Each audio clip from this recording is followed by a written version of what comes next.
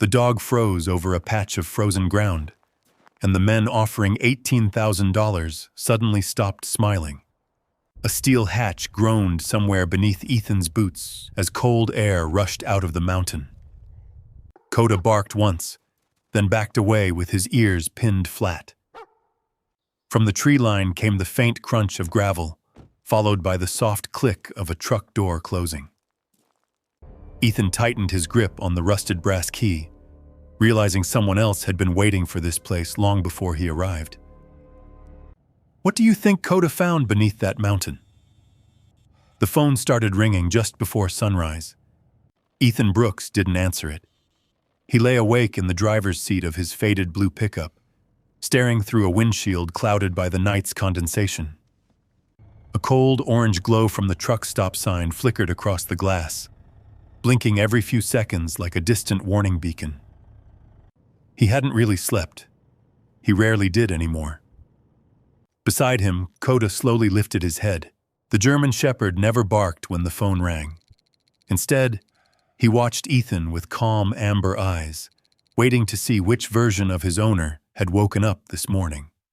The quiet one, or the one dragged somewhere thousands of miles away. The ringtone stopped. A few seconds later, it started again.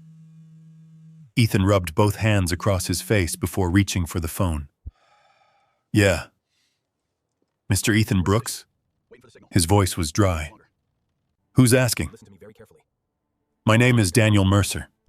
I'm an attorney in Missoula, Montana. I apologize for calling so early. Ethan almost ended the call. I think you've got the wrong number. I don't believe I do. There was a brief pause before the lawyer continued. I'm calling regarding the estate of Mr. Thomas Whitaker. The name settled strangely in Ethan's chest.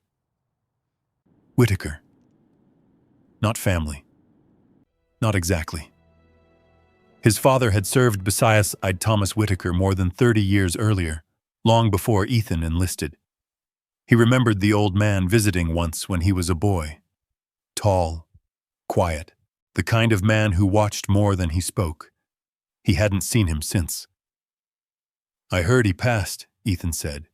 He did. Another pause. And he left something specifically for you. Outside, an 18-wheeler rumbled across the parking lot. The deep diesel growl echoed through the cab. For one fractured second, Ethan wasn't in Wyoming anymore. He was back in Afghanistan. Dust, heat, the metallic whine of rotor blades, someone shouting over the radio. LZ secure! His right hand jerked instinctively toward the empty spot beside the seat where his rifle had once rested. Koda leaned forward immediately. The dog rested one heavy paw across Ethan's knee. Not pushing, not demanding, just enough pressure to pull him back. The truck stop returned. The diesel engine faded into ordinary morning noise. Ethan exhaled slowly. I'm listening.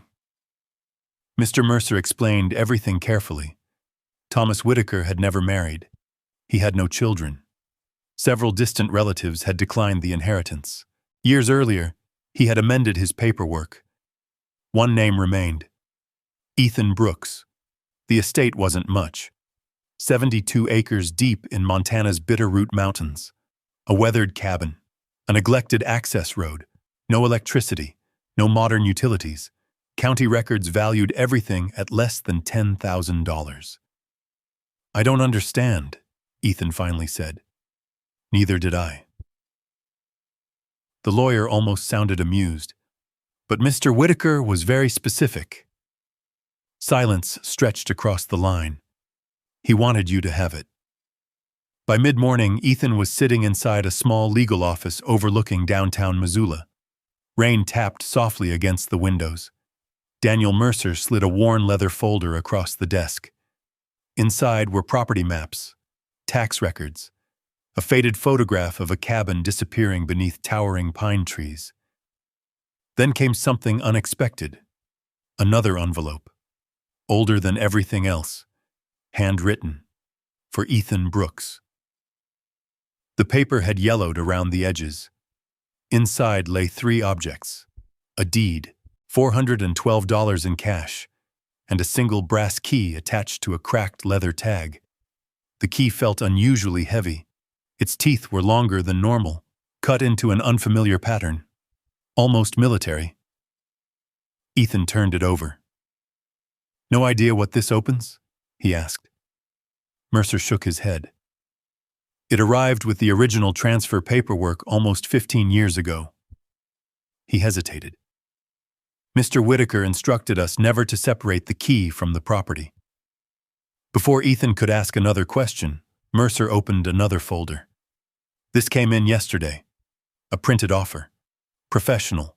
Simple. A company called Summit Horizon Development. Offer to purchase, $18,000. Cash. Immediate closing."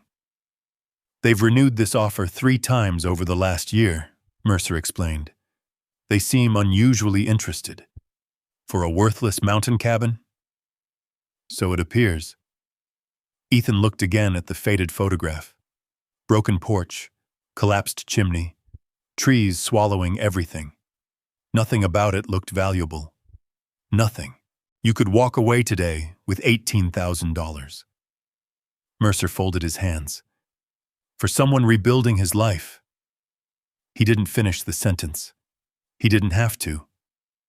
Ethan knew exactly what $18,000 meant. Enough to replace the transmission in his truck. Enough to rent an apartment. Enough to stop sleeping in parking lots. Enough to begin again. He slipped the brass key into his palm. Cold. Solid. He couldn't explain why he didn't put it back. The rain had stopped by the time they stepped outside. Koda climbed out of the pickup the moment Ethan opened the passenger door. The big shepherd stretched once before walking directly toward Ethan. Not toward the lawyer. Not toward the truck. Toward the key. Ethan smiled faintly. "What is it, buddy?" Koda lowered his nose. He sniffed the brass key once. Then again. His ears slowly lifted. The muscles across his shoulders tightened. This wasn't curiosity. It was recognition. The dog's breathing changed. His tail stopped moving. He leaned closer, inhaling carefully, as if searching through years of faded scent trapped inside old metal. Then, without warning, a low growl rolled from deep inside his chest. Not loud, not aggressive. The sound of a dog remembering something long forgotten. Ethan stared at him. Koda. The shepherd never took his eyes off the brass key. And for the first time that morning, Ethan no longer believed the inheritance had happened by accident. The brass key rode in the center console as he steered the pickup west out of Missoula. Koda lay stretched across the passenger seat, but unlike every other road trip they'd taken, the shepherd never truly relaxed. Every few miles his head would rise, ears turning toward the mountains growing larger ahead, as though he recognized something Ethan couldn't yet see. The interstate slowly surrendered to narrower highways. Snow still clung to the distant peaks, even though late spring had painted the lower valleys green. Old ranch fences traced the hillsides. Creeks flashed silver beneath weathered wooden bridges. The farther Ethan drove, the fewer towns appeared on the map. By late afternoon, he stopped beside an overlook above the Bitterroot River. The silence felt enormous. He leaned against the truck, sipping lukewarm coffee from a dented thermos, while Koda wandered only a few yards away before stopping. The dog didn't chase squirrels. He didn't sniff random bushes. Instead, he stared north. Always north. Ethan unfolded the property map again. 72 acres, an abandoned cabin, one unmaintained fire road. No power, no neighbors, nothing worth $18,000. His phone buzzed. Unknown number. He answered without speaking. A polished voice greeted him. "Mr. Brooks?" "Who's this?" "My name is Victor Lang. I'm calling on behalf of Summit Horizon Development. Ethan glanced toward Koda. The shepherd had stopped moving altogether. We understand you've recently inherited the Whitaker property, so we simply wanted to congratulate you and remind you that our offer remains available. I haven't decided. We hope you will soon. The man's tone never changed. Calm, professional. As you may have noticed, maintaining mountain property can become expensive. Ethan looked across miles of untouched forest. Funny, he said quietly. You people seem awfully interested in land that's supposedly worthless. A brief silence. We're interested in future recreational development. Resort? Something along those lines. The answer came too quickly. Ethan had heard enough rehearsed briefings during his military years to recognize one. When someone answered before considering the question, they were repeating a prepared line.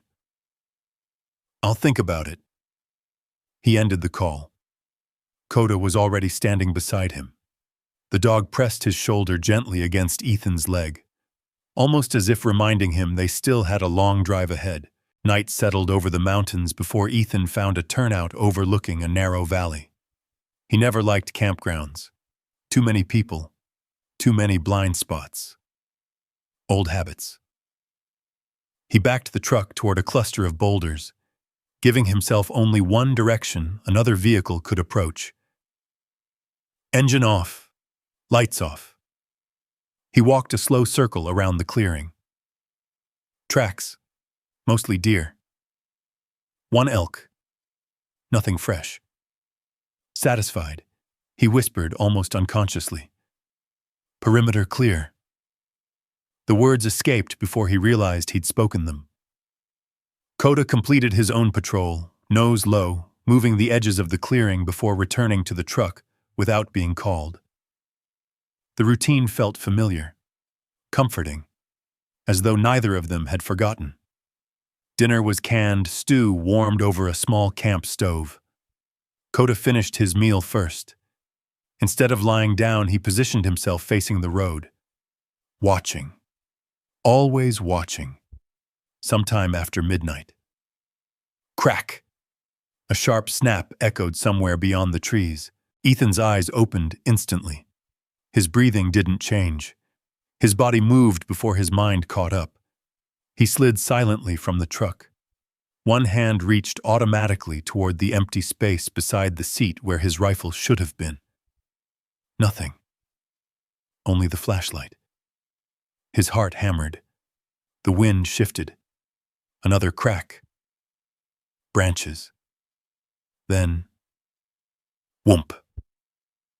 A helicopter. Not overhead. Far away. Probably a firefighting crew moving through another valley. But the rhythmic thump of rotor blades struck something buried deep inside him. Suddenly he wasn't standing beside his pickup. He was kneeling beside a shattered MRAP in Helmand Province. Dust filled the air. Someone screamed for a medic. Smoke rolled across the road. His squad leader yelled, "Contact left!" Ethan dropped instinctively behind the truck tire. His pulse thundered. The flashlight shook in his hand. He couldn't feel the cold anymore. Only heat. Only dust. Only fear he'd promised himself he'd buried years ago. Then something warm touched the back of his neck. Koda. The shepherd didn't bark, didn't whine. He simply leaned his full weight against Ethan's shoulder. Solid. Present. Breathing slowly. One long breath. Then another. Ethan closed his eyes. The helicopter faded into ordinary distance. The forest returned. Pine trees. Cold air. Mountain stars. He rested one trembling hand on Koda's neck. "I'm here," he whispered. Whether he was speaking to the dog or himself, he wasn't sure. Morning arrived wrapped in pale mist. They continued north until the highway narrowed into a two-lane road twisting through steep timber country. Just before noon, a faded wooden sign appeared. Welcome to Elk Ridge. Population 312. The town consisted of a gas station, a diner, a weathered church, and a general store whose front porch sagged slightly beneath decades of Montana winters. Ethan parked.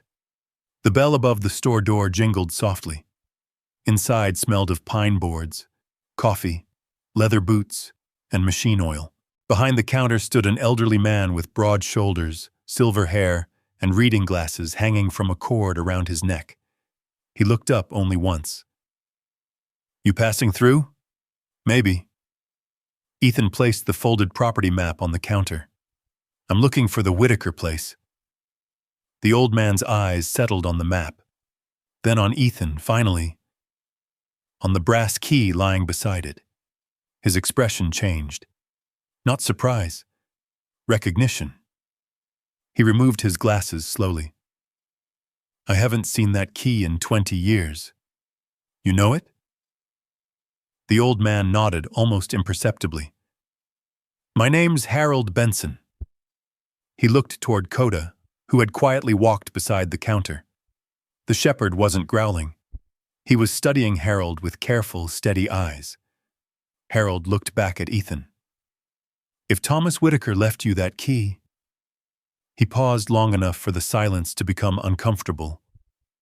Then he spent a long time waiting for the right man to come home. The words lingered between them. Ethan studied Harold's face, searching for the hint of a smile that would tell him the old man was exaggerating. There wasn't one. What exactly was he waiting for? Ethan asked. Harold glanced toward the front window where the afternoon sun had begun slipping behind the pines. "If Thomas wanted you to know before you got there," he said quietly, "he would have written it down." Instead, Harold reached beneath the counter and unfolded a hand-drawn map on yellowed paper. "The county road ends here." His finger stopped at a narrow line winding into the mountains. "The fire road hasn't been maintained in years. Washouts, fallen timber, loose rock. Take it slow." He looked toward Koda. "And keep him close." Ethan noticed the choice of words. Not watch out for bears. Not watch for mountain lions. Just keep him close. Harold wrapped 2 sandwiches in brown paper, filled a thermos with fresh coffee, and slid both across the counter. "You can pay me another day. I've got cash." "I know." The old man smiled faintly. "I'm feeding the dog." The pavement disappeared less than 15 miles outside Elk Ridge. The truck bounced onto the fire road, tires crunching over loose gravel and broken branches. Dense lodgepole pines closed in from both sides until the afternoon light filtered through them in long golden columns. The farther Ethan drove, the quieter the world became. No traffic, no cell signal, only wind moving through trees that had stood there longer than anyone alive could remember. Every few hundred yards he slowed instinctively. Old military habits. He watched ridgelines before entering open stretches, checked mirrors after every blind corner. Not because he expected trouble, because years ago, failing to do those things had gotten people killed. Koda remained standing between the seats, nose pressed near the cracked passenger window. Every now and then he sniffed the air deeply, never barking, only listening. The truck rounded one final bend before the road simply ended. Ahead stood a rusted chain stretched between 2 weathered posts. A faded government sign leaned sideways. "Unmaintained road travel at your own risk." Beyond it, another mile of narrow trail disappeared into thick timber. Ethan parked. He grabbed his backpack, flashlight, canteen, and an old folding shovel that had lived behind the truck seat for years. Koda jumped down before he could call him. The shepherd paused beside the rusted gate, waiting. Together they stepped into the forest. The climb wasn't difficult, just steady. The air smelled of pine needles, damp earth, and melting snow somewhere higher in the mountains. A raven circled overhead once before disappearing beyond the ridge. No other sounds. Ethan appreciated that. Silence never bothered him. Crowds did. Halfway up the trail, he stopped automatically. Koda stopped too. What is it? There wasn't anything. No movement. No voices. Still, something felt wrong. Ethan scanned the hillside. Years of route clearance in Afghanistan had taught him that danger often announced itself through absence rather than presence. No birds singing, no squirrels moving, just stillness. He remained motionless nearly a full minute before continuing. The birds slowly returned. Only then did he realize he'd been holding his breath. The cabin appeared almost without warning. The trees opened into a small clearing surrounded by granite outcroppings. It stood alone beneath towering pines. Smaller than he'd imagined. Older. The roof sagged noticeably over one corner. Several porch boards had collapsed completely. Gray wood siding had weathered until it nearly matched the surrounding rocks. A stone chimney leaned slightly west, as though tired after decades of mountain winters. No smoke, no footprints, no sign anyone had visited in years. "This is it," Ethan murmured. Koda didn't move toward the porch. Instead, he slowly circled the clearing. Nose low, reading scents invisible to Ethan. Ethan climbed the porch carefully. One board groaned beneath his boot, another split. He shifted his weight immediately, testing each step before trusting it. The brass key slid smoothly into the old lock. For a second, nothing happened. Then, click. The heavy wooden door opened inward. Dust floated through thin beams of afternoon sunlight. Inside, time had almost stopped. A cast-iron stove, one narrow bed, a handmade table, 2 chairs, empty shelves, an old lantern hanging from a ceiling beam. Someone had left everything exactly where it belonged, then simply never returned. The air carried the faint scent of old cedar mixed with dry earth. Not mold, not decay, just age. Ethan walked slowly through the single room. His boots left the first fresh tracks across the dusty floor in years. He opened one cabinet. Empty. Another. A rusted coffee pot. Nothing more. He almost laughed. $18,000. He shook his head. They're overpaying. Outside, Koda barked once. Sharp, not frightened. Alert. Ethan stepped onto the porch. The shepherd wasn't looking at him. He wasn't looking toward the road either. He faced the rear of the cabin, completely still. "What did you find?" Koda didn't move. Ethan followed him around the back. Only rocks, pine needles, thick patches of moss. Nothing unusual. He searched for tracks. Nothing. No broken branches, no disturbed soil, no hidden trail. Eventually, he returned to unloading the truck. Darkness settled quickly in the mountains. Ethan lit the old lantern after cleaning its glass. Soft amber light filled the cabin. Outside, wind pushed gently against the trees. The roof creaked now and then as temperatures dropped. Koda refused to lie near the stove. Instead, he stretched across the doorway facing outside, watching. Hours passed. Ethan tried reading one of the old property surveys Mercer had included.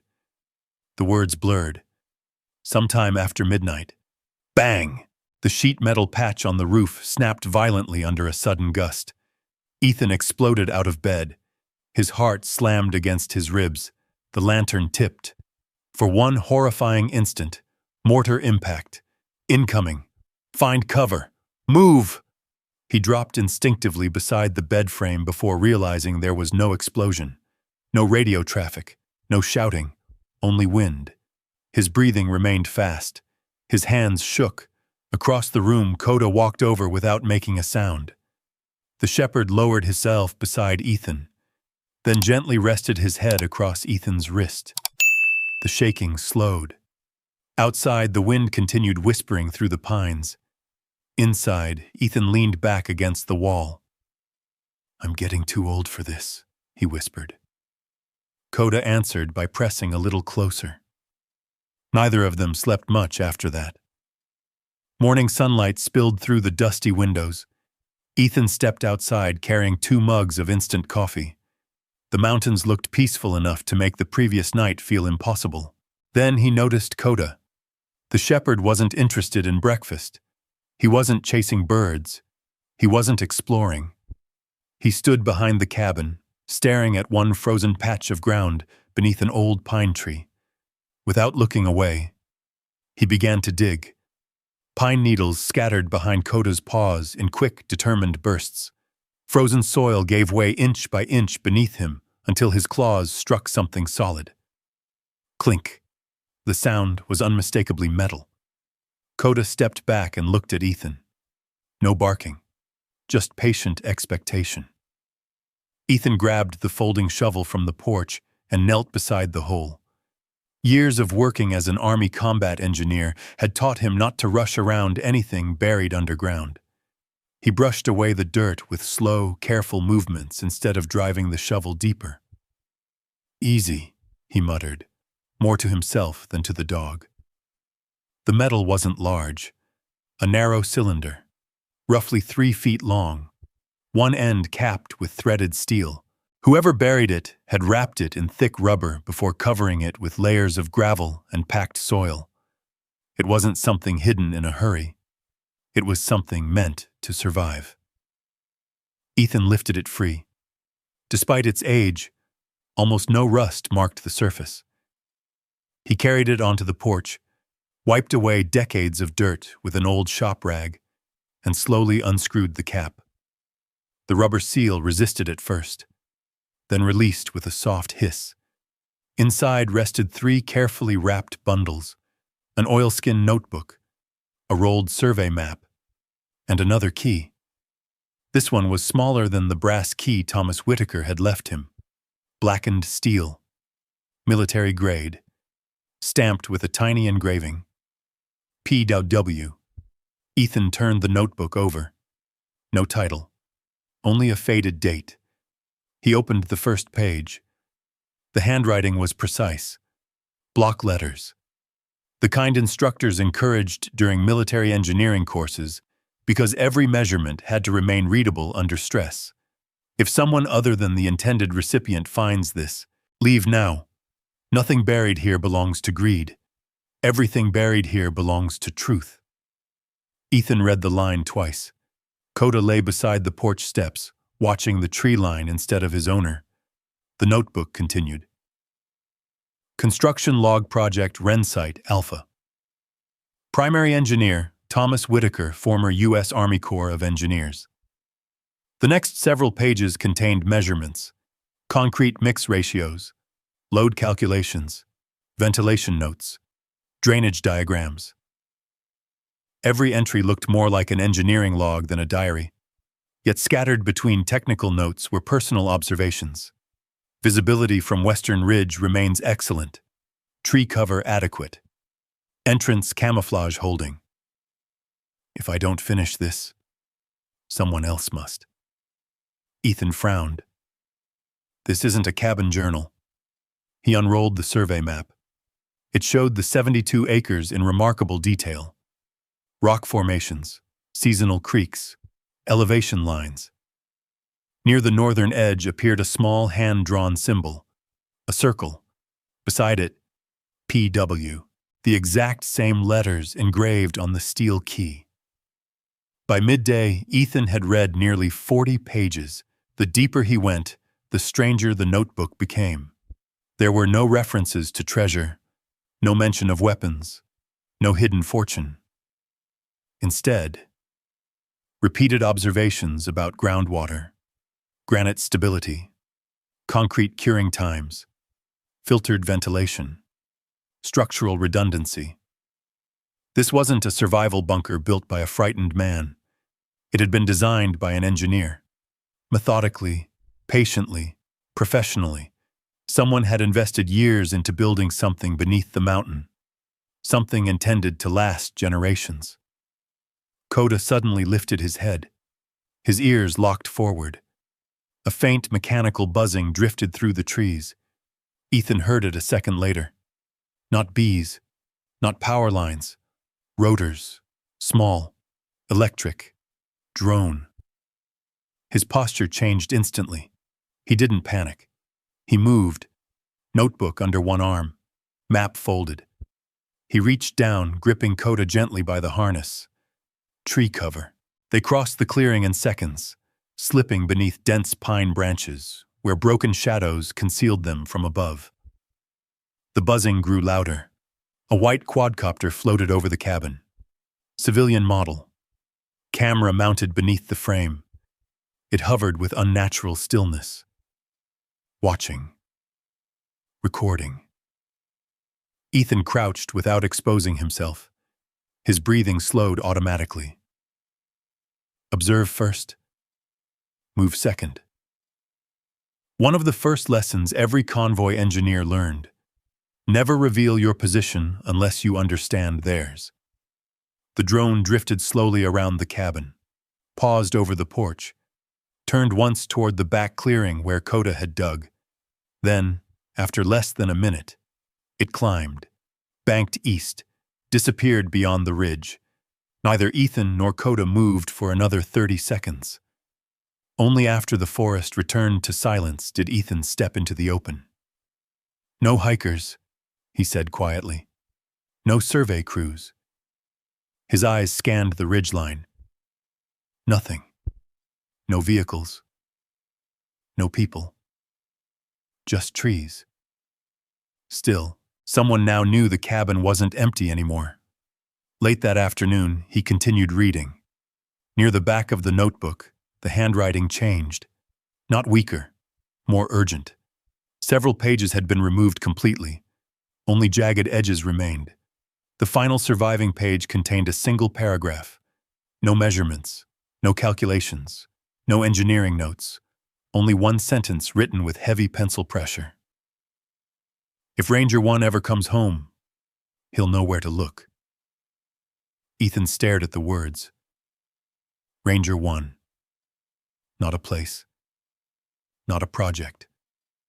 A call sign. Military. His father's generation had used call signs during joint field exercises long before digital encryption became standard. Thomas Whitaker hadn't written that sentence for himself. He had written it for someone else. Someone he believed would eventually stand exactly where Ethan stood now. A cold breeze swept through the clearing. Koda rose without warning. The shepherd's gaze shifted toward the eastern ridge. Low, focused, silent, somewhere beyond the trees. A vehicle door slammed. Once, far enough away to remain unseen, close enough for both of them to hear. Ethan raised one hand without thinking. Koda froze. The shepherd lowered his body into the brush, his ears aimed toward the eastern slope. No barking, no movement, only waiting. Ethan slowly backed toward the cabin instead of stepping into the clearing. His instructors had drilled one lesson into every engineer heading outside the wire. Never silhouette yourself against open ground. If someone else had the high ground, you gave them as little to study as possible. The forest remained quiet. A minute passed. Then another. No voices, no engines, only the wind. Could have been a truck door, Ethan whispered. Koda didn't relax. That was enough. He climbed the low granite outcrop behind the cabin just before sunset. From there, he could see nearly the entire valley. The fire road twisted through the trees like a faded ribbon before disappearing into dense timber. Nothing moved. Yet something bothered him. He pulled an old pair of binoculars from his truck. Halfway down the valley, he spotted fresh sunlight reflecting off glass. Too steady to be wildlife. Too brief to identify. Someone else was watching the mountain. The reflection vanished before he could focus. Ethan lowered the binoculars. I don't like this. Koda looked in the same direction. The following morning, he drove into Elk Ridge. Harold Benson looked up from stocking canned soup before Ethan reached the counter. "You stayed." "I did." Harold nodded once. "I figured." Ethan unfolded the survey map beside the notebook. "I found this." Harold studied the pages for several seconds. His weathered face tightened. "I haven't seen Thomas's handwriting in years. You knew he was building something?" "I knew he was hauling concrete farther into those mountains than any sane man would." Harold smiled faintly. "But he never told me why." Ethan pointed toward the initials.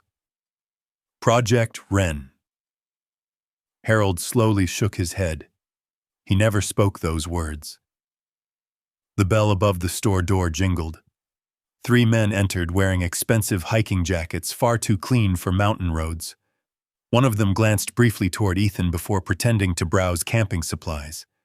Harold noticed. So did Ethan. Conversation stopped immediately. Years in uniform had taught Ethan to recognize surveillance that wanted to look accidental. The tallest man picked up a flashlight package without reading it. Another checked his phone every few seconds. The third never turned his back toward Ethan. Harold quietly folded the notebook shut. "Take the back exit." "What?" "They're not buying groceries." Ethan didn't argue. He trusted instincts sharpened over 50 years in one valley.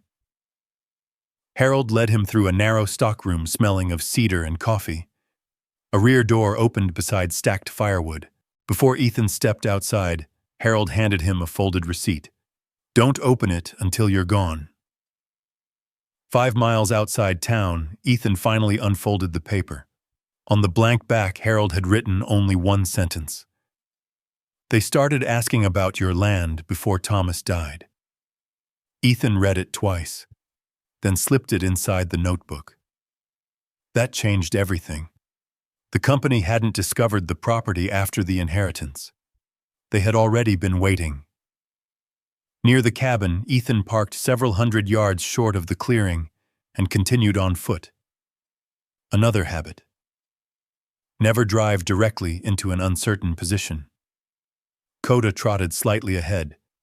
Halfway up the trail, the shepherd stopped. His nose hovered inches above the dirt. Fresh tire tracks. A TV, not older than a day. The tread pattern didn't belong to Ethan's pickup. He crouched, still sharp, edges not yet softened by wind. Nearby lay a cigarette filter. He picked it up carefully. Still faintly warm. Someone had been standing there recently, watching the cabin. His eyes followed a line of crushed grass toward the ridge. Another sign. Boot prints. Deep heel. Heavy sole. Not work boots. Tactical hiking footwear. At least 2 different sizes. Ethan quietly stepped backward. "We're not alone." Koda gave a low rumble. The afternoon passed repairing loose porch boards. Working with his hands slowed his thoughts. Measure. Cut. Fit. Repeat. Simple work. Honest work. The kind that never lied. Just before sunset, Koda suddenly dropped the stick he'd been carrying. His head snapped toward a narrow game trail leading west. He planted himself directly across Ethan's path. "What is it?" The shepherd refused to move. Ethan tried stepping around him. Koda blocked him again, more firmly this time. Ethan frowned. "You smell something?" The dog stared into the trees. A strange uneasiness settled over Ethan. Instead of arguing, he circled 20 yards uphill. The moment he did, crack!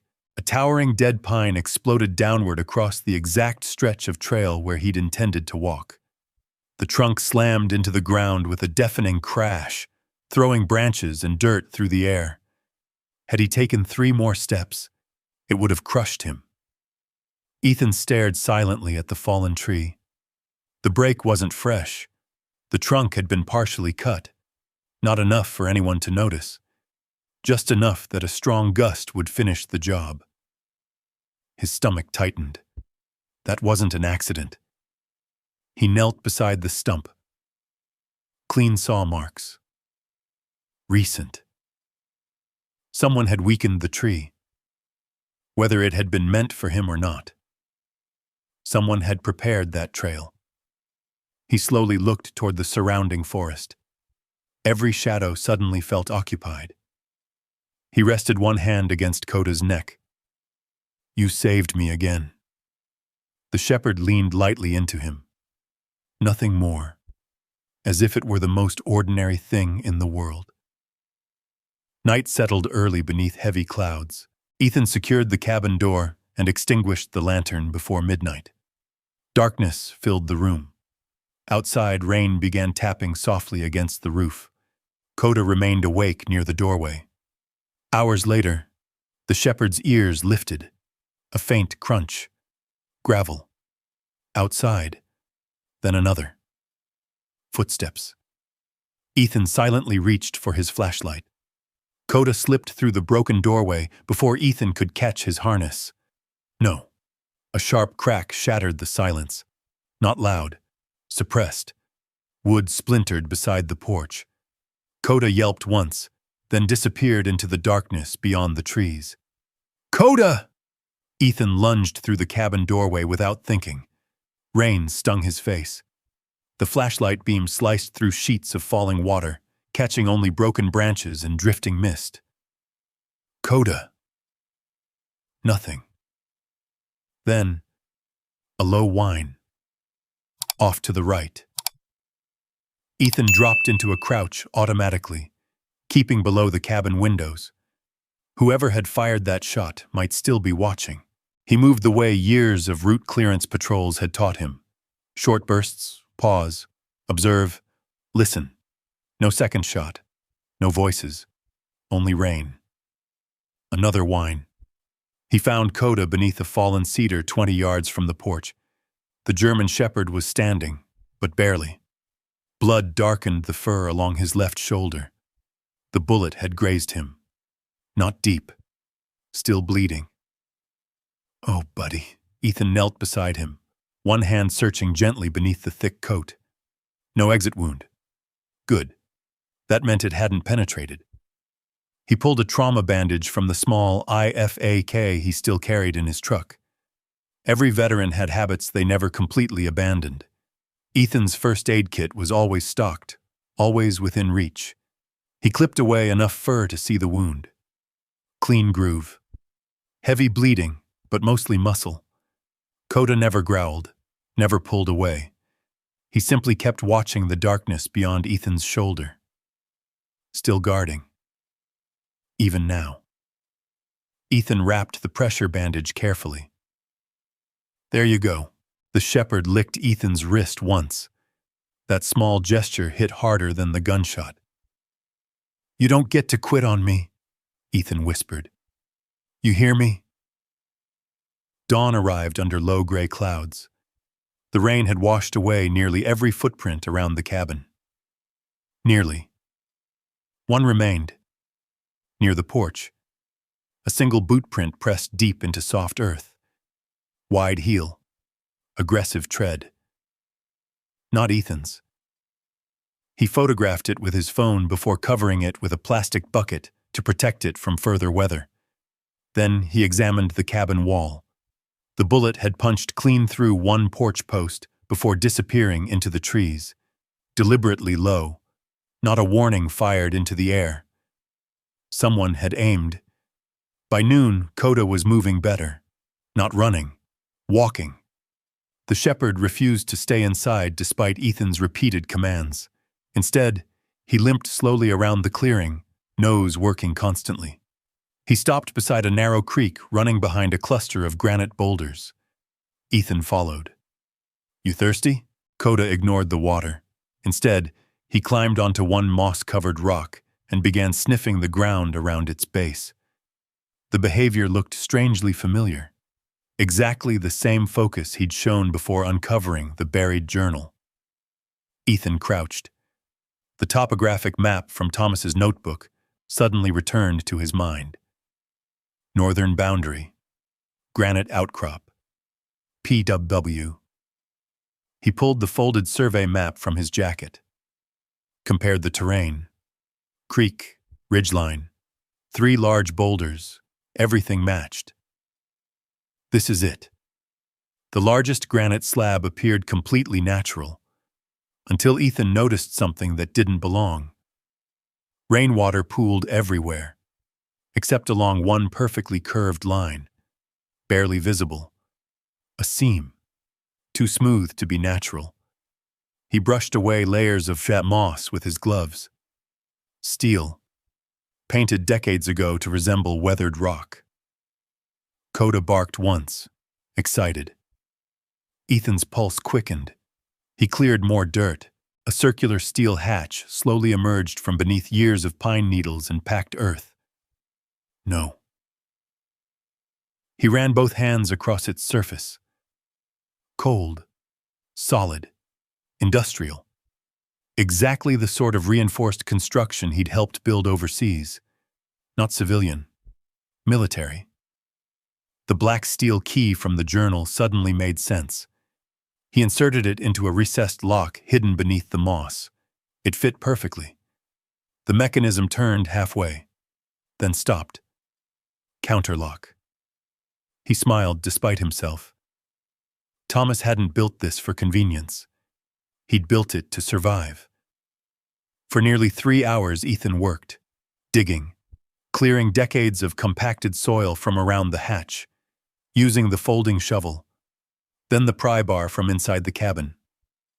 Finally, he wedged the steel beneath the edge, pushed with everything he had. Nothing. Again. The hatch groaned. A deep metallic sound echoed beneath the mountain. Not the hatch. Something below. Pressure releasing. Like an old vault remembering how to breathe. The hatch slowly lifted. Cold air rolled upward. Dry. Clean. Nothing like an ordinary cave. Concrete. Filtered air. Engineered space. Ethan shined his flashlight downward. Steel ladder rungs disappeared into darkness. 1, 2, 20, 30. Far deeper than any storm shelter. Koda stood beside him. The shepherd sniffed the rising air. His ears relaxed for the first time since the gunshot. Almost as though whatever scent he'd followed from the brass key had finally reached its source. Ethan checked the bandage on Koda's shoulder. "You staying up here?" Koda answered by placing one paw onto the first steel rung. Ethan laughed quietly. Should have known. He secured a climbing rope anyway. Old engineer's habit. Trust equipment, not confidence. Together, they began descending. The temperature dropped steadily. Concrete walls surrounded them. Every 10 feet, another emergency light fixture sat dark against the wall. Military spacing. Military planning. After nearly 50 feet, Ethan's boots touched smooth concrete. Before them stood a massive steel blast door, the kind designed to survive far more than mountain weather. Centered in the door, a brass lock. Its pattern matched the first key Thomas Whitaker had left in the envelope. Ethan slowly reached into his pocket. The heavy brass key felt warmer now than it had on the day he inherited it. He slid it into the lock. Behind him, Koda stood perfectly still, as if he already knew. Whatever waited beyond that door was the reason Thomas Whitaker had waited so many years for Ethan Brooks to come home. The brass key turned with surprising ease. A deep metallic click echoed through the chamber. Then another. 4 heavy locking bars withdrew one after another, each producing a solid mechanical thud that vibrated through the concrete beneath Ethan's boots. The blast door slowly swung inward. Cold, dry air drifted into the corridor. Not stale, not damp. Filtered, engineered. Ethan swept his flashlight across the room beyond. Bookshelves, metal filing cabinets, workbenches. A diesel generator tucked behind a reinforced partition. Dust rested lightly on every surface, untouched but remarkably thin. Whoever had built this place had designed it to survive decades beneath a mountain. Koda stepped through first. Despite the bandage wrapped around his shoulder, the German shepherd moved carefully from one corner to another, nose working steadily. There was no sign of alarm, only recognition, as though the scent he'd followed from the brass key had finally reached its destination. Ethan's flashlight settled on the nearest wall. Framed photographs, dozens of them. Most showed men wearing army uniforms from different decades. Some wore engineer branch insignia. Others stood beside bulldozers, bridges, or construction sites. Near the center hung a photograph that stopped Ethan where he stood. His father, Daniel Brooks. Younger than Ethan remembered. Laughing. His arm rested across Thomas Whitaker's shoulder. Between them sat a German shepherd with a dark saddle coat remarkably similar to Koda's. The dog's name was handwritten beneath the frame. Ranger. Ethan reached out slowly. His fingertips brushed the glass. I remember him. Only fragments. A huge dog that had once knocked him into the grass when he was 6. A warm tongue across his face. His father's laughter. He hadn't thought about Ranger in decades. Another frame rested beside it. This one showed 5 men standing beside an unfinished tunnel entrance somewhere deep in the mountains. Each wore civilian clothes. No uniforms, no insignia, only hard hats. Across the bottom someone had written in black marker, Project Wren Team. One chair remained empty. Ethan frowned. No, not empty. Someone had deliberately scratched one face away from the photograph. Only that single figure. Everyone else remained untouched. The first filing cabinet opened without resistance. Inside rested rows of neatly labeled binders. Water analysis, geological surveys, environmental reports, mine assessments. Nothing about military operations. Everything about mountains. He removed the oldest binder. Inside were photographs of abandoned mining sites across Montana, Idaho, Wyoming, and eastern Washington. Each location carried handwritten notes. Groundwater contamination, heavy metal seepage, illegal disposal, sampling complete. A pattern slowly emerged. Someone had been documenting environmental crimes for years. Decades. Ethan opened another binder. This one contained correspondence between Thomas Whitaker and his father. Not emails. Letters. Typed. Signed by hand. One page immediately caught his attention. Daniel, if we're right, they'll never let this become public. Not after what we've already found in the Bitterroots. The evidence has to survive us. If anything happens, Project Wren cannot disappear with us. Thomas Ethan swallowed. His father had never mentioned Project Wren. Not once. Growing up, he'd always believed Daniel Brooks simply worked as a consulting engineer after leaving the army. Apparently, that had never been the whole story. Koda gave a soft bark. Not toward Ethan. Toward an old cassette recorder sitting on a steel desk. Beside it lay several labeled tapes. Interview 1. Hydrology. Site Delta. Witness statement. Another tape caught Ethan's attention immediately. Daniel Brooks. Personal record. He pressed play. Static crackled. Then a familiar voice filled the underground room. Older than Ethan remembered. Steadier. If you're hearing this, his father began, then Thomas trusted you enough to bring you here. Ethan sat down without realizing it. I hope that means you made it home. Silence lingered for several seconds. I never wanted you carrying this burden. His father's voice remained calm, almost conversational. When we left the army, Thomas and I started consulting on abandoned mining reclamation projects across the western states. A page turned somewhere near the microphone, At first, everything looked routine. Another pause. Then we discovered entire valleys where groundwater samples had been altered before reaching federal inspectors. Ethan listened without moving. Private mining companies weren't cleaning hazardous waste. They were hiding it. The words settled heavily inside the room. They buried contaminated material beneath reclaimed sites. They bought remote properties through shell corporations. They bribed local officials. They counted on nobody asking questions. Ethan thought of Summit Horizon, the drone, the gunshot, the $18,000 offer.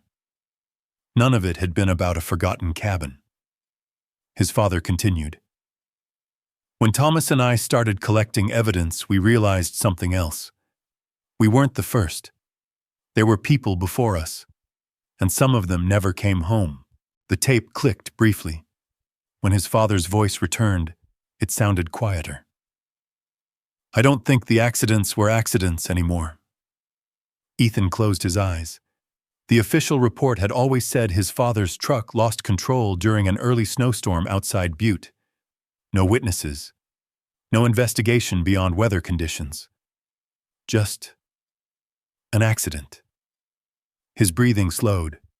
Not because he was calm, because years in uniform had taught him that emotion could wait until after the mission. First, understand. Then act. Koda suddenly stood. His ears rotated toward another shelf. The shepherd limped across the room and stopped beside a locked steel cabinet. Unlike every other cabinet, this one carried no label, only a red stripe painted across the front. Ethan used the smaller steel key. The lock opened instantly. Inside rested one thick evidence binder, a portable hard drive, and a sealed envelope. Across the envelope, someone had written, "Open only after the archive is found." Ethan carefully unfolded the first page inside. His pulse quickened almost immediately. Across the top, in Thomas Whitaker's unmistakable handwriting, appeared one sentence. Evidence incomplete. The witness is still alive. Ethan read the sentence again, then a third time. The words looked almost too simple for the weight they carried. He emptied the envelope onto the steel workbench. A folded map, 3 pages of handwritten notes, a business card yellowed by age. Margaret Sloan, environmental attorney. Former federal investigator Bozeman, Montana. Across the back of the card, Thomas Whitaker had written only one line. She'll know who to trust. Ethan slipped the card into his jacket. Koda stood beside him, watching the tunnel entrance. The shepherd's ears twitched every few seconds. Even underground, he hadn't stopped listening. The climb back to the surface felt different. The mountain no longer seemed abandoned. It felt occupied. By memories. By unfinished promises. By someone else's years of waiting. Ethan carefully sealed the blast door before covering the hatch with pine needles and moss, exactly as he had found it. Old engineer's habit. Leave no unnecessary signature. When he reached the cabin, he stopped. The clearing looked untouched. Too untouched. He slowly lowered his backpack. One porch board had shifted less than half an inch.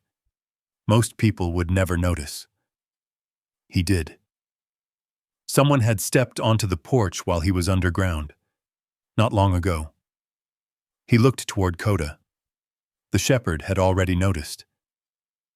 The drive to Bozeman took nearly 5 hours.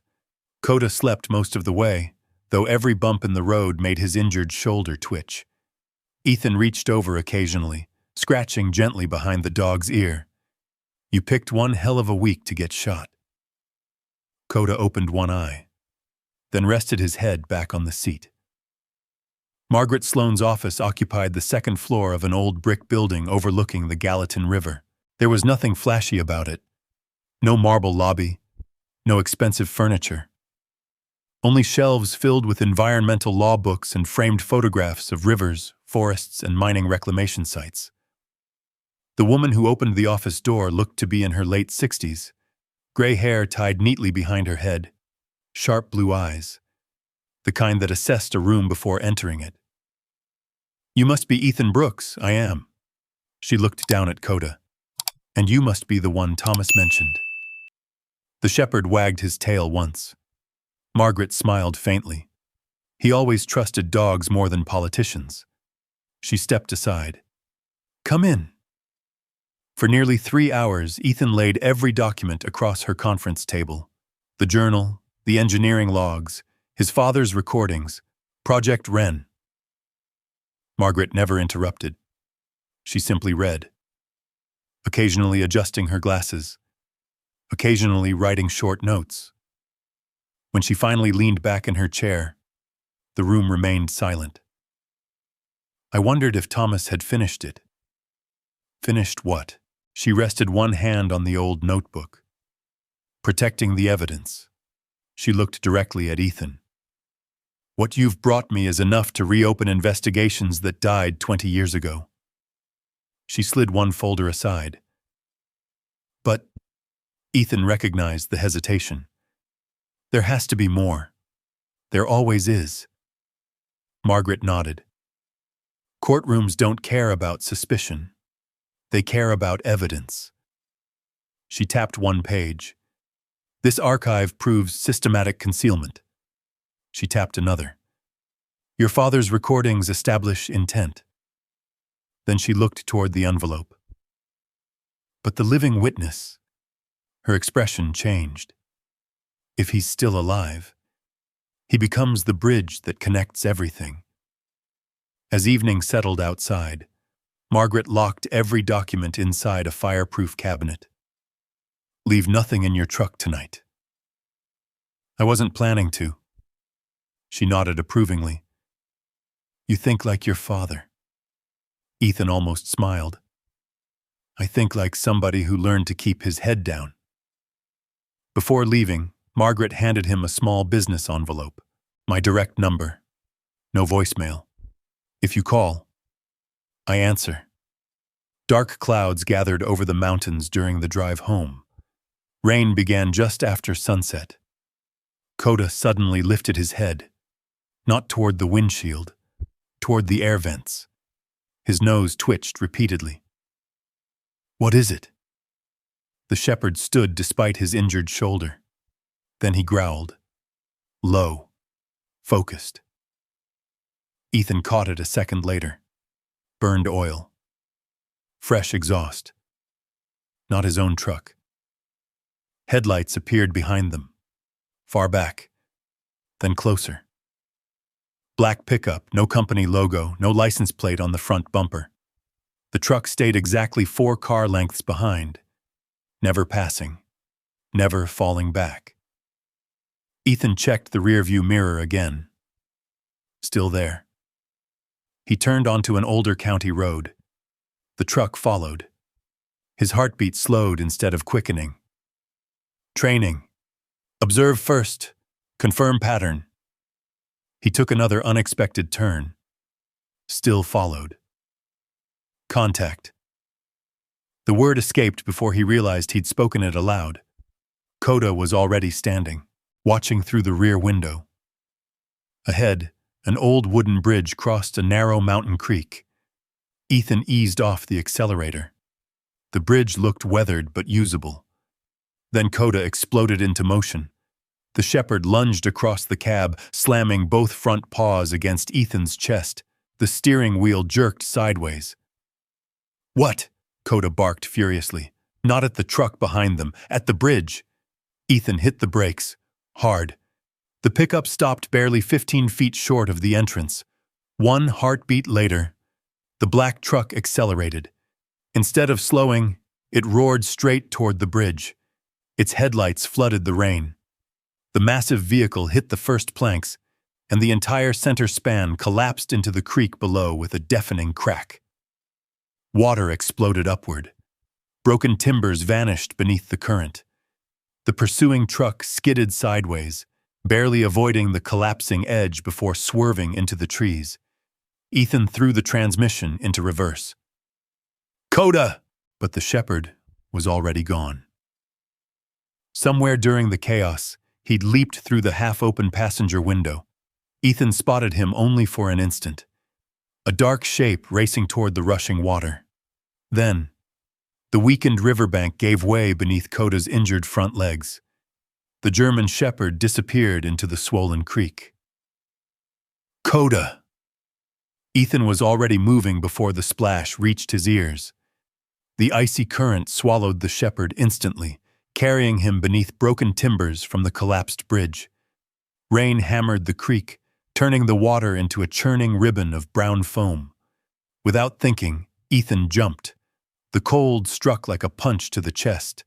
His boots hit submerged rocks, and the current twisted hard against his legs.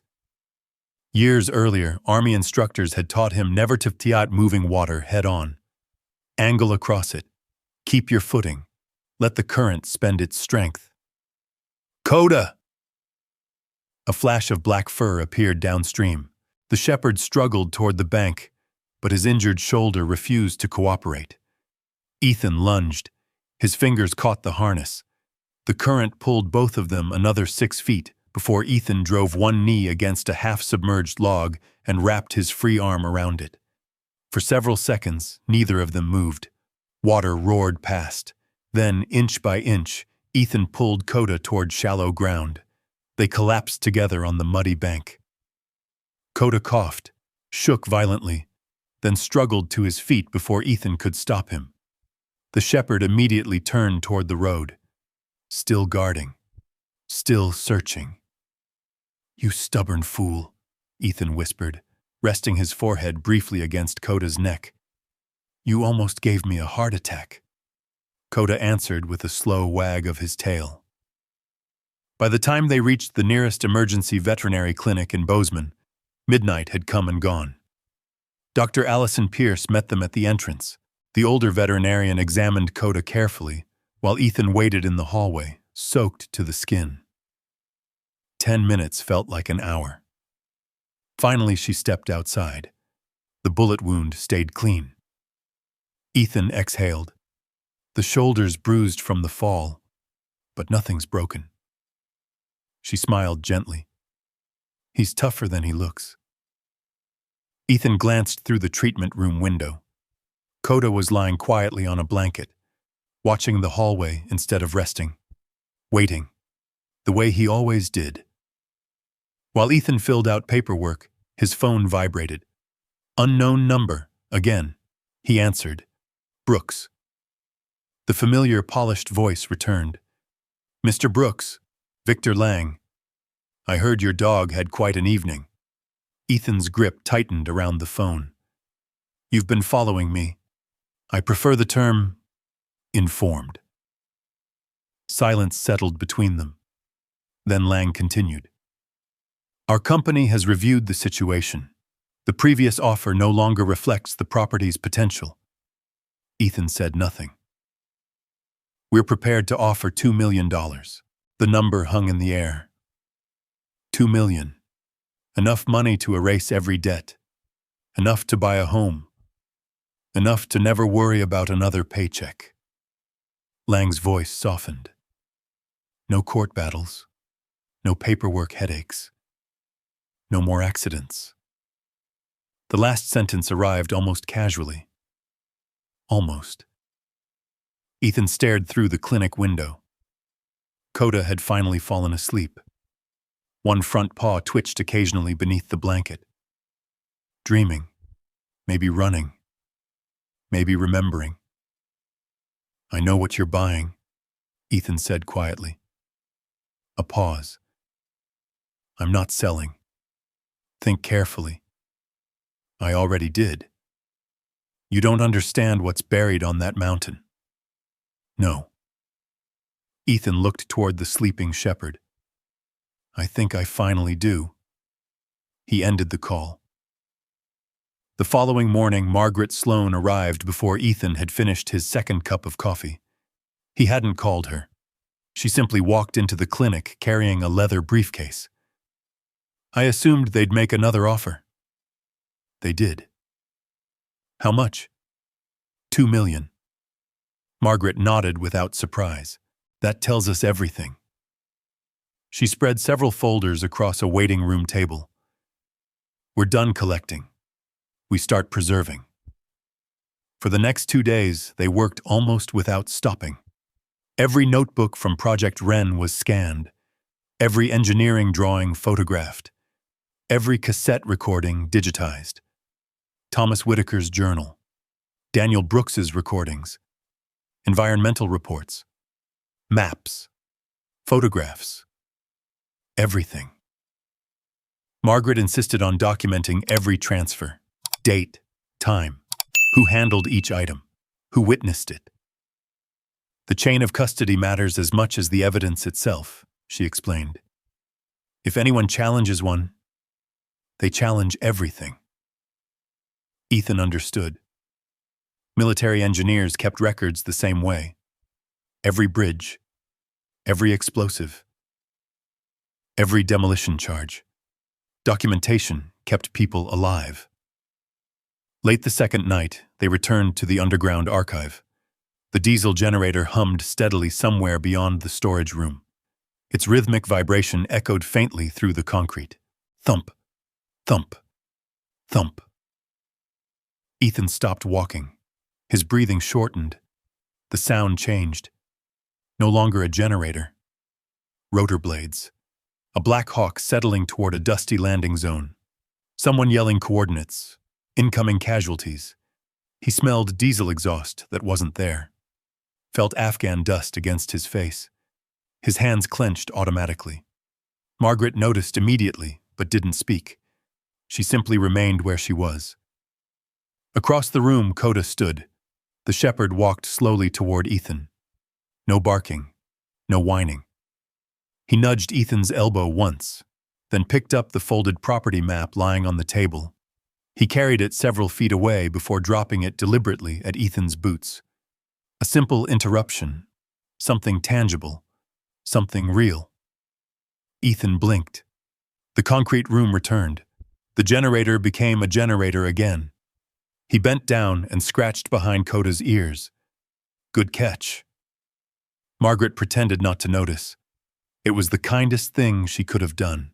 Near midnight, after another box of records had been sealed, Margaret's office phone rang through the secure satellite connection inside the archive.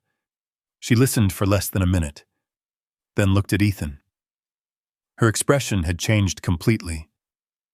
He asked for you by name. Who? A man who disappeared 19 years ago. She handed Ethan the receiver. A quiet voice spoke first. My name is Samuel Mercer. A pause. I worked for the mining company. Another pause. I've been waiting almost 20 years for someone to find Project Wren. The voice carried no urgency, only exhaustion, the kind that settles into a man after years of looking over his shoulder. Ethan tightened his grip on the receiver. My father knew you. I knew both your father and Thomas Whitaker. The man coughed softly before continuing. My name wasn't always Samuel Mercer. I've lived under 3 different names since 2006. Margaret quietly closed the archive door. Koda rose from beside the workbench and positioned himself facing the entrance. Guarding. Always guarding. Samuel continued. I was the chief environmental engineer for Ridgecore Minerals. Ethan recognized the company immediately. It appeared repeatedly throughout Project Wren's files. My job was certifying waste disposal. Another pause. I discovered we weren't disposing of anything. We were burying it. His voice never rose. It didn't need to. The reports your father found. I wrote many of them. Silence settled over the archive. I falsified them. The confession landed heavily, but I copied every original. 2 days later, Ethan drove toward a small ranch outside Livingston. Margaret sat beside him. Koda occupied the back seat, his shoulder healing but still wrapped beneath a clean bandage. No one spoke much. The route had been planned carefully. 3 different highways, 2 fuel stops, several unnecessary turns, old counter-surveillance habits. At one lonely intersection, Ethan continued straight instead of following the GPS. Margaret looked over. "You checking?" He nodded. Pattern confirmation.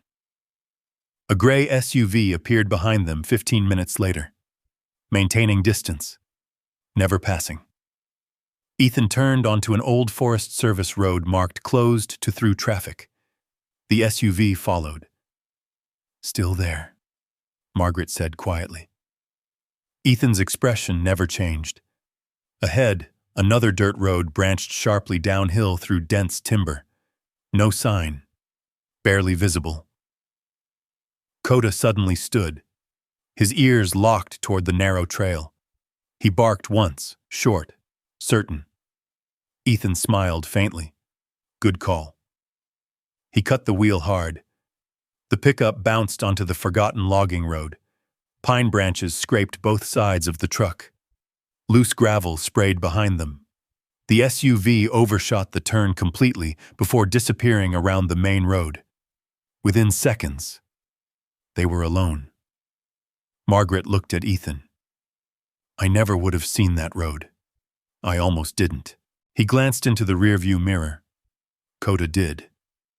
The shepherd rested his chin between the front seats, as if the entire detour had been perfectly ordinary.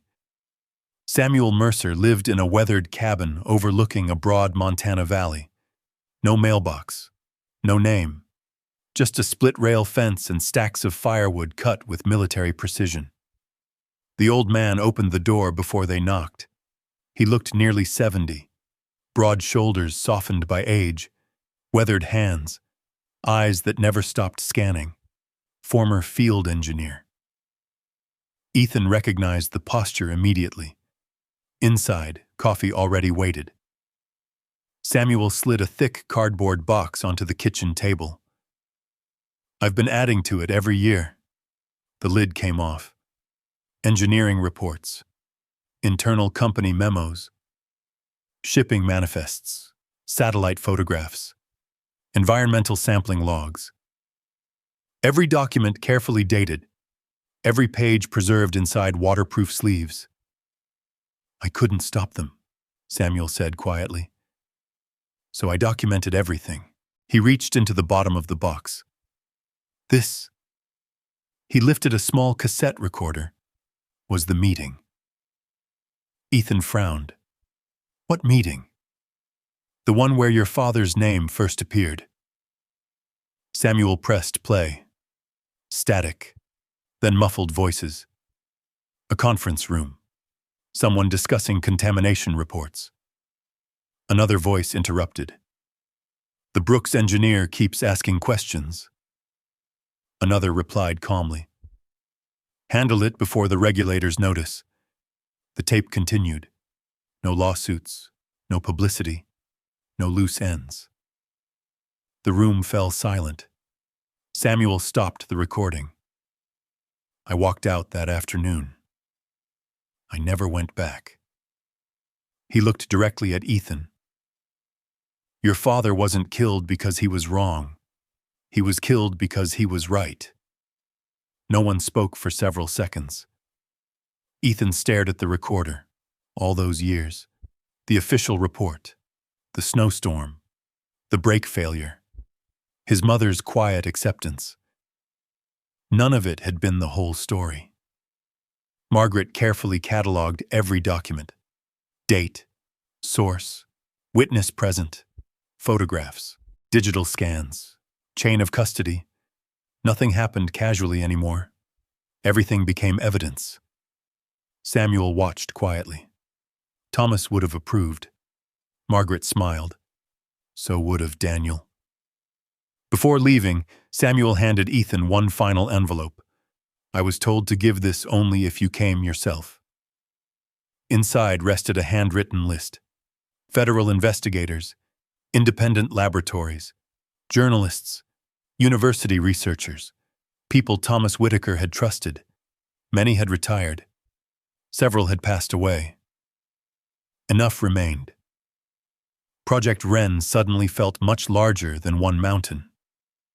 The drive back to Bitterroot took nearly 6 hours. Storm clouds rolled across the western sky. Koda slept soundly for most of the journey. For the first time in weeks, Ethan found himself driving without constantly checking every mirror. Not because the danger had disappeared, because the mission had changed. He wasn't searching anymore. He was delivering. Over the next 48 hours, the underground archive became a place of quiet purpose. Margaret coordinated encrypted transfers. Samuel's recordings were digitized. Thomas's journals were duplicated. Daniel Brooks's engineering notes were scanned at full resolution. 3 encrypted drives, 5 sealed evidence packets, printed inventories, signed custody forms. Everything documented. Ethan packed each envelope himself. His handwriting remained steady. Military block letters, clear, precise, exactly as his father had taught him. When the final package was sealed, Margaret looked across the workbench. "It's time." Ethan nodded. No speeches, no hesitation. He picked up the first evidence case. Koda slowly stood beside him. The shepherd's injured shoulder had stiffened, but he insisted on walking. Together they climbed the steel ladder toward daylight. Far above them, morning sunlight filtered through the hatch. For the first time since Thomas Whitaker's death, Project Wren was finally leaving the mountain. Ethan watched the last evidence case disappear into the locked cargo compartment of a federal vehicle parked outside the regional field office in Helena. No cameras, no reporters, no dramatic speeches, only signatures, dates, evidence seals. The quiet machinery of people who understood that facts, carefully preserved, carried more weight than headlines. Margaret Sloan stood beside him while 2 investigators compared chain of custody forms against the digital inventory. One nodded. "Everything matches." Another sealed the final transport container with a numbered security lock. Ethan found himself staring at the number without meaning to. Old habits. Notice details. Remember patterns. The lead investigator closed the clipboard. "Mr. Brooks, you've done exactly what needed to be done." Ethan simply nodded. There wasn't anything left to add. The first warrants were executed before sunrise 2 days later. Ethan learned about them from Harold Benson's old television sitting above the shelves in the general store. The screen showed aerial footage of black SUVs outside corporate offices in Denver. Federal agents carried boxes through glass doors. Another image showed environmental teams arriving at abandoned mine sites across Montana, Idaho, and Wyoming. A news anchor spoke carefully, a coordinated federal investigation involving environmental crimes, fraudulent land acquisitions, and illegal hazardous waste disposal. Harold quietly turned up the volume. Neither man spoke. Customers entering the store gradually stopped browsing. They stood together listening. One rancher removed his hat. "I always wondered why they wanted those old hills so badly." Harold looked toward Ethan. They weren't buying land. They were buying silence. Within weeks, more names surfaced. Executives resigned. County officials were placed on administrative leave. Federal investigators reopened accidents that had been closed for nearly 2 decades. Daniel Brooks's case appeared among them. So did several deaths connected to former Project Wren investigators. Justice didn't arrive with sirens. It arrived in thick binders, sworn testimony, laboratory reports, and patient investigators asking careful questions. Exactly the kind of work Ethan's father would have respected. He stayed away from television interviews. 3 different networks requested conversations. One producer even drove to Elk Ridge. Ethan declined every invitation. "I'm not the story," he told Margaret. "The evidence is." Instead, each morning began the same way. Coffee on the porch, fresh bandages for Koda's shoulder, then work, real work. The cabin slowly became alive again. The damaged roof came off first. Harold appeared one Saturday morning driving an old flatbed loaded with reclaimed cedar shingles. I figured you'd need these. Before Ethan could thank him, another truck arrived, then another. Neighbors he'd never met climbed out carrying lumber, windows, nails, insulation, and toolboxes. Nobody made speeches. They simply started measuring, repairing, building. One retired carpenter rebuilt the porch railings. A rancher brought a portable sawmill. 2 high school boys cleared fallen timber from the access road. By late afternoon, laughter echoed through the clearing for the first time in years. Ethan paused halfway through replacing a porch beam. The sound felt unfamiliar. Not unpleasant, just unfamiliar. Koda lay nearby beneath the shade of a pine tree, his shoulder healing well enough that he occasionally stood to supervise each visitor before returning to his favorite patch of sunlight. Every person who arrived received exactly one careful inspection. After that, Koda accepted them. Apparently, they belonged. Some nights were still difficult. A distant helicopter crossing the valley would freeze Ethan in place for a heartbeat. A slammed truck door occasionally pulled his thoughts toward another continent. Once, while replacing roof supports, a hammer striking steel flashed him back to the metallic crack of damaged vehicles outside Kandahar. He stopped, closed his eyes. His breathing shortened. Then he felt the familiar weight against his leg. Koda. No commands, no tricks, just quiet presence. Ethan rested one hand on the shepherd's neck until the mountains replaced the desert once again. Each episode ended a little sooner than the last. Not because the memories disappeared, because he no longer faced them alone. Late one afternoon, Harold drove up carrying a small wooden box wrapped in brown paper. I almost forgot. He set it gently on the new porch. Thomas left this with me. Said not to hand it over unless the cabin had people living in it again. Ethan carefully removed the paper. Inside rested an old compass, a pocket knife polished smooth from decades of use, and one final envelope. For Ethan, in Thomas Whitaker's handwriting. Ethan looked toward the mountains before slipping the unopened envelope into his shirt pocket. Some things deserved quiet before they were opened. Harold watched the valley below. You know, he smiled faintly. I haven't heard this place sound alive since Thomas was still climbing these hills. Neither man spoke again. The wind moved through the pines. Somewhere beyond the ridgeline, an eagle circled high above the valley. Koda slowly walked to the edge of the porch and sat beside Ethan, not watching the road anymore, watching the mountains, as though keeping one last promise for the men who never came home. The wind drifted through the bitterroot pines with the same slow rhythm it had carried for generations. Nothing hurried the mountains. Nothing interrupted them. Morning sunlight spilled across the rebuilt porch, warming the cedar boards Ethan had fastened one nail at a time over the previous months. Koda remained beside him. The scar beneath the German shepherd's shoulder had faded into a pale line beneath thick fur, but every now and then he still favored that leg after a long climb. Ethan noticed. He always noticed. Old habits. Protect your partner, even after the mission ends. He finally opened Thomas Whitaker's envelope. Inside rested 3 handwritten pages. No legal documents, no hidden maps, no new secrets, only a letter. Ethan unfolded it carefully. If you're reading this, Thomas had written, then I guessed right. You came. The mountains chose well. I never built Project Wren to hide forever. I built it to survive until the right man could carry it into daylight. Your father once told me something during a snowstorm outside Kandahar. He said the strongest bridge isn't the one that never bends. It's the one that bends and still carries people home.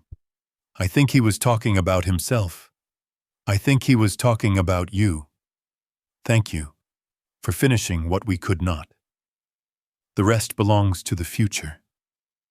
Ethan folded the pages again. Not because he was finished reading them, because every word had already settled somewhere deeper than memory. Weeks became months. Federal indictments expanded. Several contaminated valleys entered long-term environmental restoration. Families who had spent decades wondering why wells had turned bitter finally received answers backed by science instead of excuses. Daniel Brooks's death was formally reclassified, not as an accident, as part of an active criminal investigation. No verdict could return a father. No courtroom could restore 20 lost years, but truth carried its own quiet weight. Sometimes that was enough. Samuel Mercer testified before a federal grand jury. Margaret Sloan continued working with investigators until every original document from Project Wren had been preserved inside both federal archives and 2 university research collections. The underground facility beneath Ethan's land remained intact. Not abandoned. Protected. Its existence officially documented as a historical engineering archive and environmental research site. The hatch no longer guarded a secret. It guarded a lesson.